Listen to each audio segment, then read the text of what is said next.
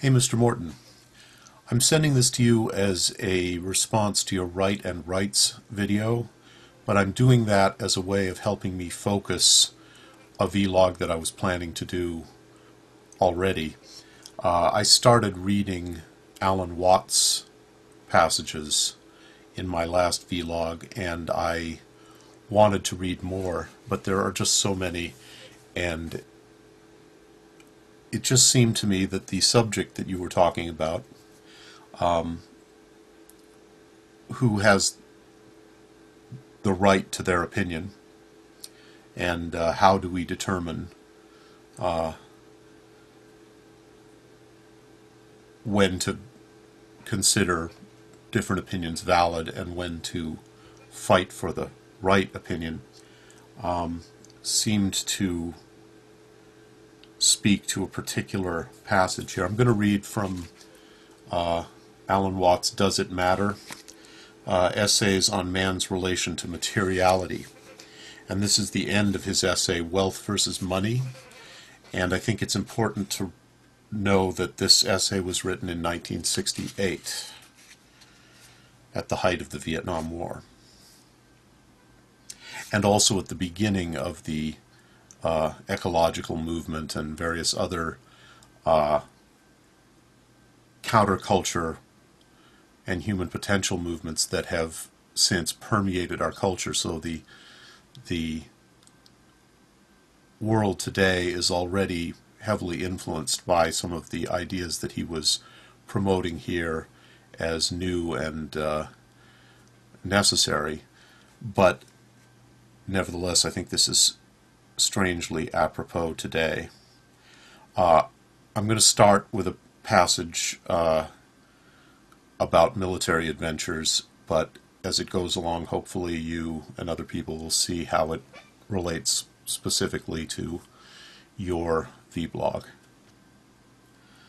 From the most realistic, hard-headed, self-interested, and tactically expert point of view, the United States has put its armed forces in the control of utterly incompetent strategists, a bunch of essential bad shots who do not know the difference between military skill and mere firepower, who shoot at mosquitoes with machine guns, who liberate countries by destroying their territories, whose principal weapon is no weapon at all but an instrument of mutual suicide, and whose political motivations, based on the puerile division of the world into good guys and bad guys, cannot allow that enemies are also people, as distinct from demonic henchmen of a satanic ideology.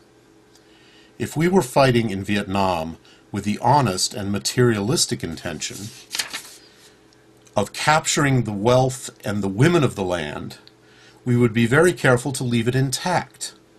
But in fighting for abstract principles, as distinct from material gain, we become the ruthless and implacable instruments of the delusion that things can be all white without the contrast of black. Timothy Leary was not so wide of the mark when he said that we must go out of our minds, abstract values, to come to our senses, concrete values. For coming to our senses must, above all, be the experience of our own existence as living organisms rather than, quote, personalities, unquote, like characters in a play or a novel, acting out some artificial plot in which the persons are simply masks for a conflict of abstract ideas or principles. Man as an organism is to the world outside like a whirlpool is to a river. Man and world are a single natural process, but we are behaving as if we were invaders and plunderers in foreign territory.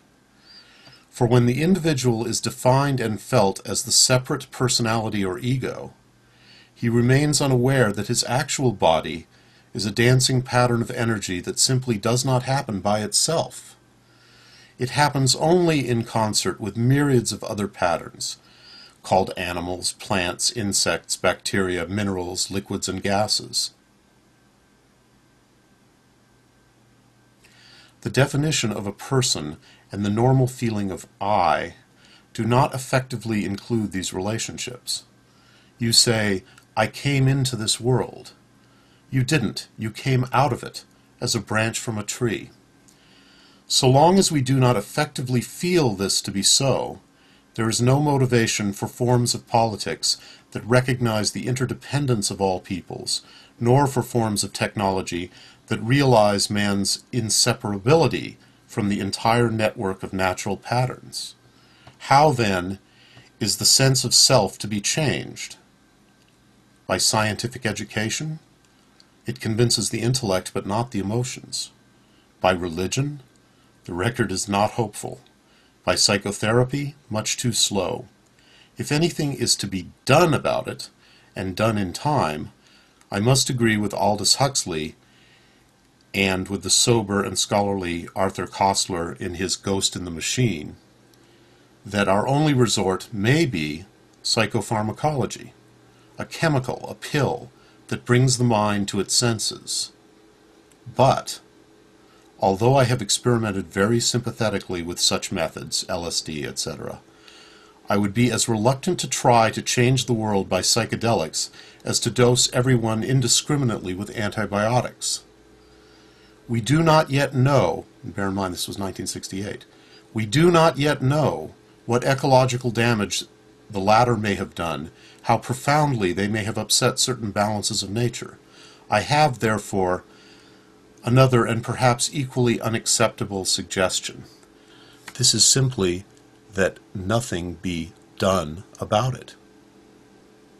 Shortly before his death, Robert Oppenheimer is said to have remarked that the whole world is, quite obviously, going to hell, adding, however, that the one slim chance of it not going to hell is that we do absolutely nothing to stop it.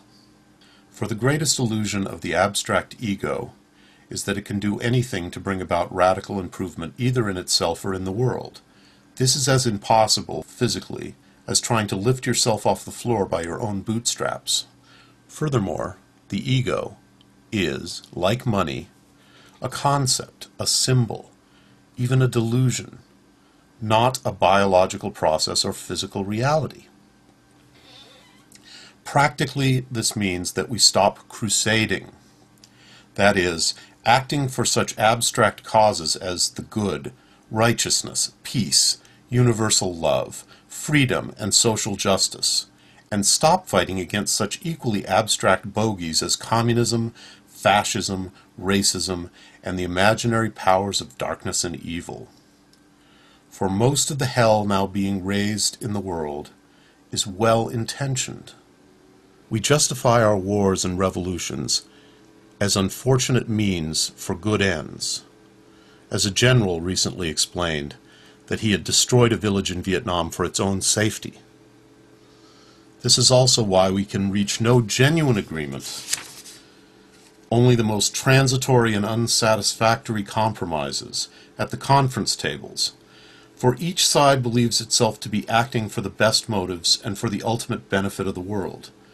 To be human, one must recognize and accept a certain element of irreducible rascality, both in oneself and in one's enemies.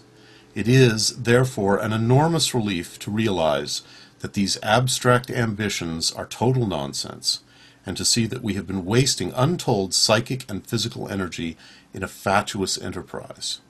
For when it is understood that trying to have good without evil is as absurd as trying to have white without black, all that energy is released for things that can be done.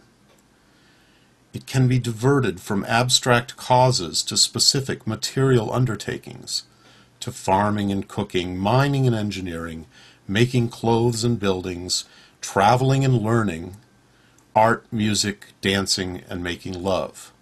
Surely these are excellent things to do for their own sake, and not, please not, for one's own or anyone else's improvement.